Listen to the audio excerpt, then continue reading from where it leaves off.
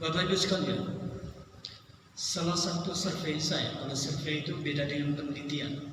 Jadi saya melakukan pengamatan serius terhadap objek kajian, kemudian wawancara dan dialog dengan tokoh-tokoh yang sefaham dengan saya maupun tokoh-tokoh yang berbeda dengan saya, artinya bukan Muhammadiyah. Saya temukan bahwa saat ini sedang terjadi apa yang disebut dengan public trust pada Muhammadiyah. Public trust itu artinya kepercayaan publik kepada Muhammadiyah. Ya, tokoh-tokoh yang berlawanan ideologi dengan saya, mereka mengakui bahwa kami sedang percaya dan yakin pada Muhammadiyah, kendati pun kami berbeda ideologi dengan Muhammadiyah. Artinya kita sedang mendapat kepercayaan publik. Ukurannya mereka bilang, ya, lihat sekolah-sekolah Muhammadiyah itu, putra yang paling banyak masuk sekolah-sekolah Muhammadiyah itu kebanyakan bukan Muhammadiyah, bukan Muhammadiyah. Rumah sakit yang paling banyak didatangi itu juga bukan warga Muhammadiyah.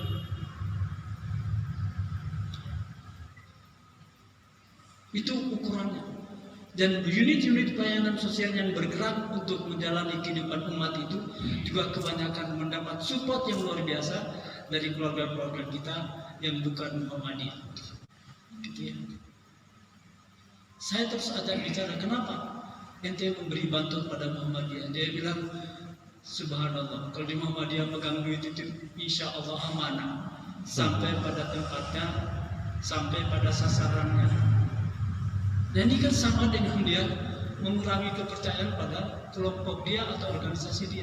Tapi itulah de facto. Nah persoalannya, pertanyaan kemudian, mengapa public trust itu semakin percaya kepada Muhammadiyah?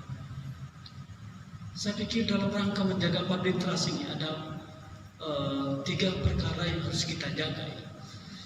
Pertama, kita terus membangun komitmen bermuhammadiyah. Ini masuk ke Aisyah juga ya.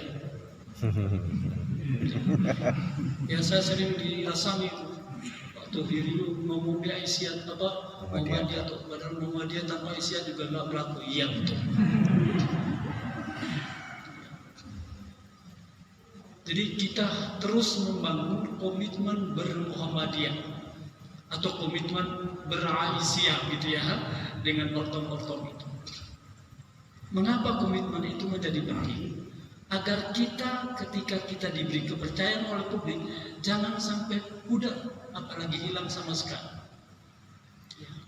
By de facto, hari ini kita mencatat ada orang yang dulu-dulunya habis-habisan ya, berjuang di Muhammadiyah, membela Muhammadiyah, ya, sekarang justru keluar dari Muhammadiyah, bahkan juga memusuhi Muhammadiyah. Statement-statementnya sangat merugikan Muhammadiyah. Jadi kita terus membangun komitmen. Nah, komitmen kita bahwa sekali bermuhammadiyah, selamanya tetap dengan Muhammadiyah. Ya. Kalau bahasa daunnya mengatakan, men may come and men may go, but Muhammadiyah goes forever. Itu bahasa Daun itu. Bahasa Portugal.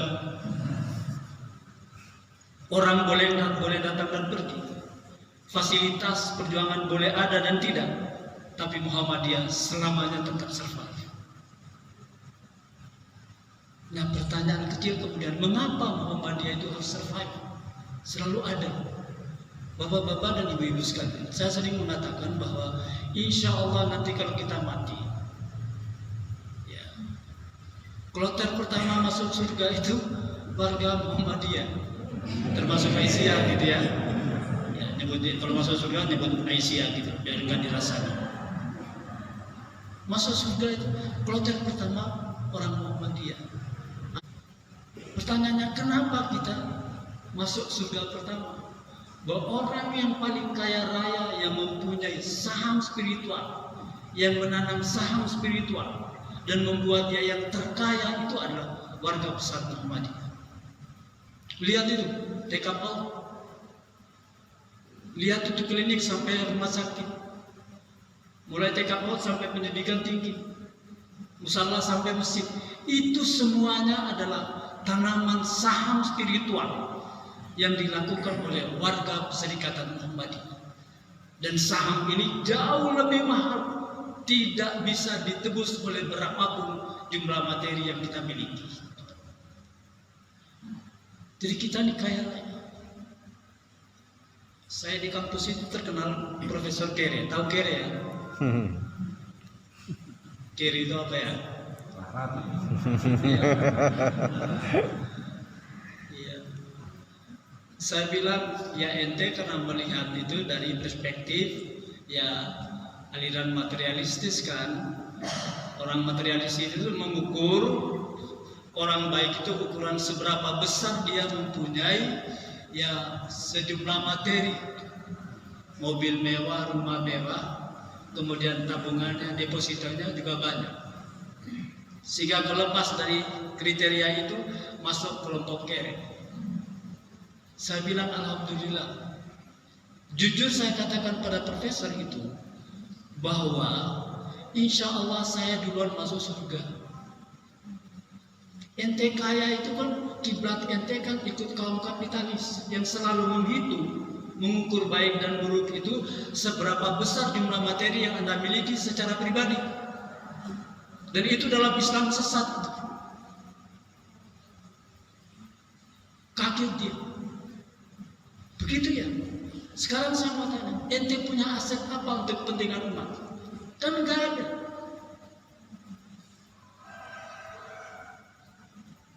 Kalau saya sebagai orang Muhammadiyah dan semua warga Muhammadiyah orang kaya raya luar biasa.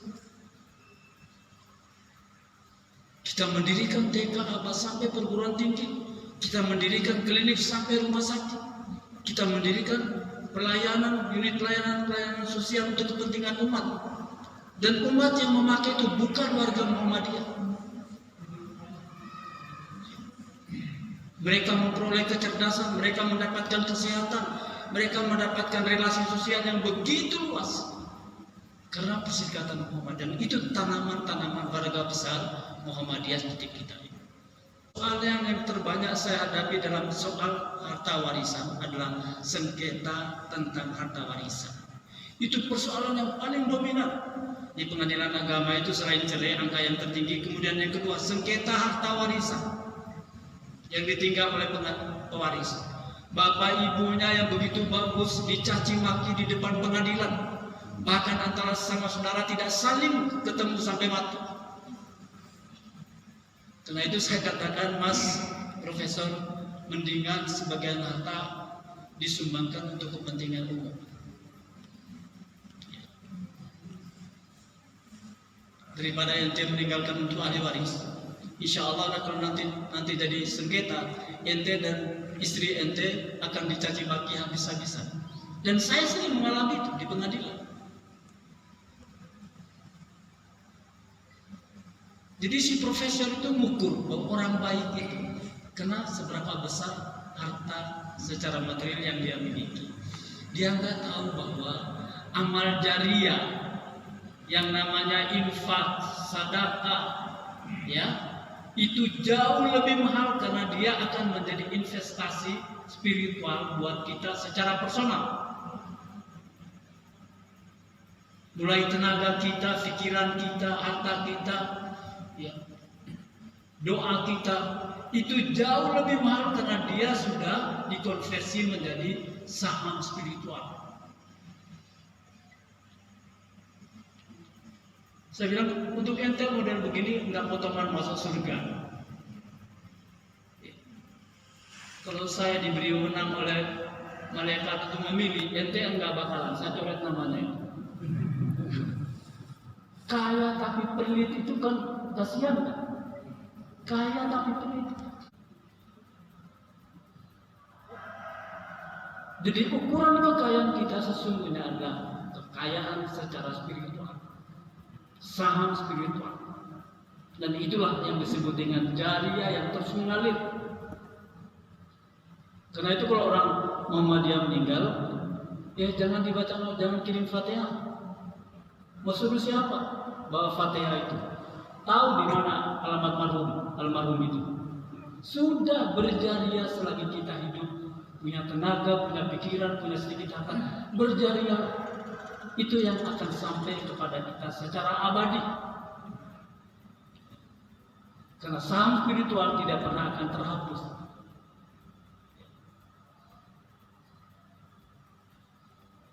Jadi insya Allah kita akan masuk surga kalau kita orang kaya. Dan membuat kita kaya sungguhnya itu adalah Muhammadiyah.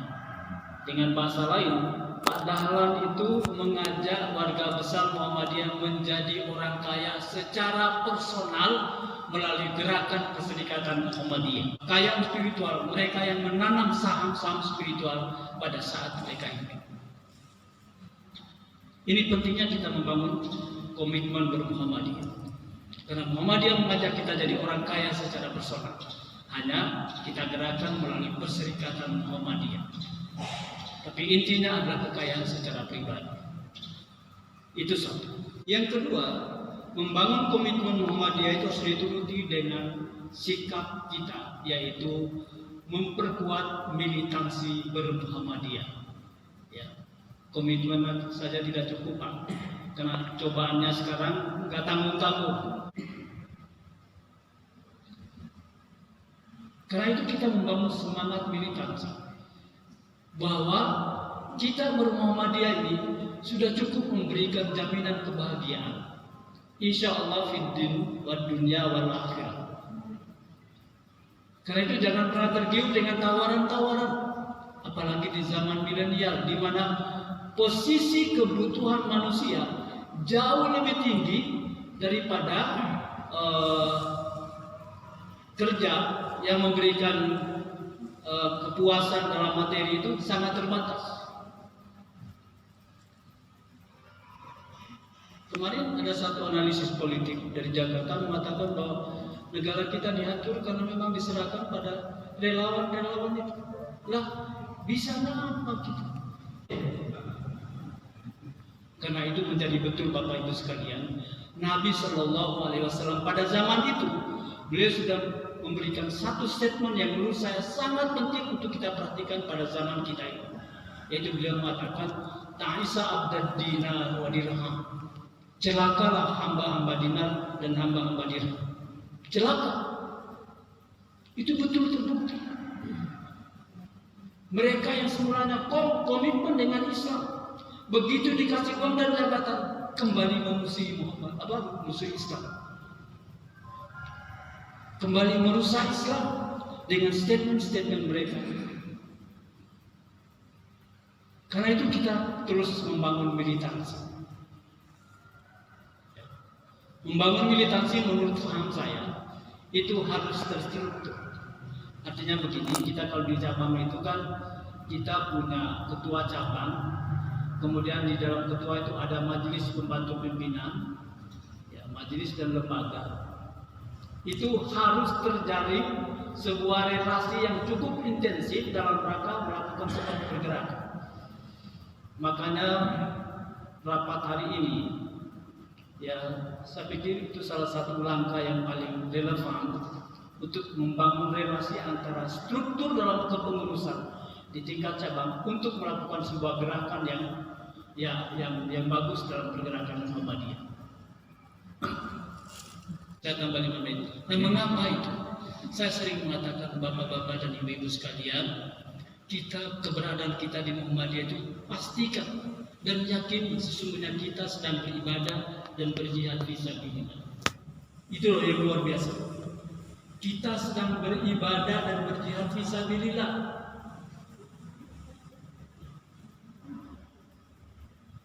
Gak tanggung-tanggung itu ibadah dan jihad fisabilillah. Ya. Ayat Al-Quran yang memberikan penghargaan yang paling lengkap ya, adalah Allah memberikan penghargaan kepada orang-orang yang berlabel atau memfungsikan dirinya sebagai mujahidin. Sebagai mujahidin, pejuang-pejuang, orang yang suka berjihad. Baca Quran surat An-Nisa 95 ini. Di situ Allah memberikan penghargaan yang paling lengkap. Baik ketika dia menjadi mujahid, saat dia hidup, maupun pada saat dia meninggal sedang dalam keadaan berjihad. Luar biasa. Allah memastikan bahwa orang-orang yang berjihad itu kalau dia hidup, dia pasti memiliki derajat yang tinggi. Faddalallahu al-mujahidina bi amwalihim wa anfusihim 'ala al-qa'idina darajat. Lebih tinggi derajatnya. Mujahidin disebut oleh Allah. Jadi kita sedang berjihad dan beribadah dan berjihad. Komentar para mufassirin, kalau kita ini hidup dan terus berjihad, pastikan derajat hidup kita ini jauh lebih tinggi ketimbang orang-orang yang hidup sekedar mengurus makan anak istrinya saja. Itu menurut hadis Romai Rama itu namanya terlalu. Iya, murid boleh duit untuk makan anak istrinya saja.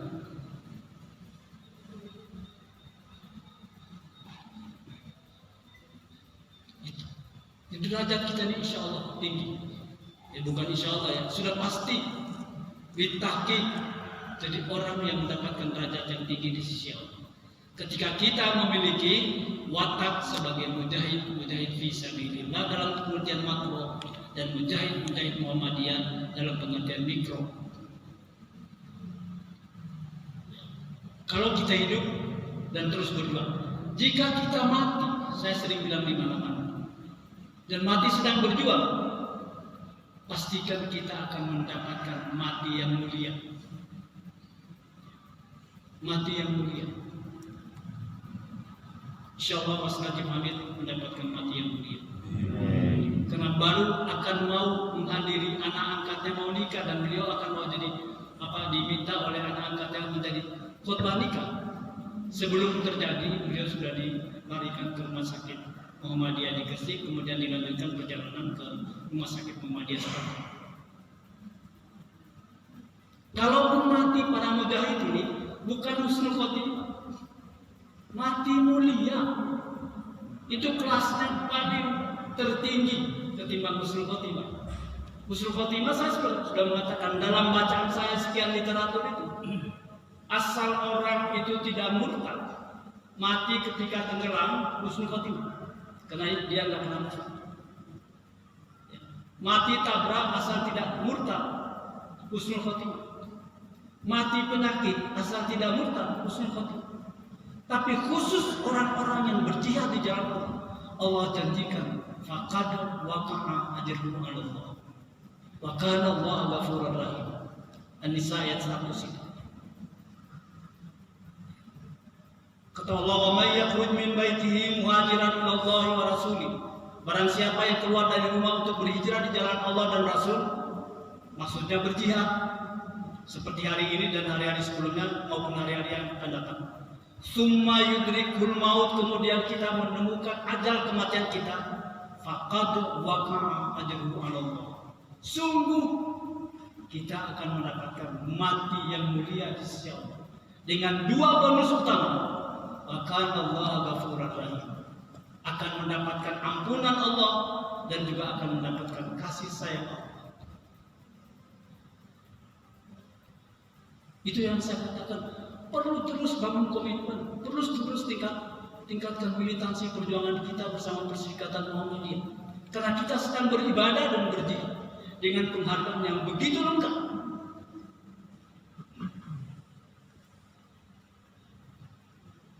Nah ini yang harus kita cari Bapak Ibu sekalian, yang harus kita cari.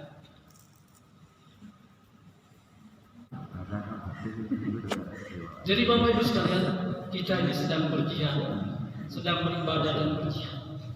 Ya. Dan penghargaan yang diberikan oleh Allah pada orang-orang yang memiliki jiwa sebagai mujahidin. Ya. Apakah dalam pengertian mikro, mujahid Muhammadiyah maupun mujahid fisabilillah, harganya teramat mahal dan itu paling lengkap. Mulai kita hidup sampai mati pun mendapatkan penghargaan.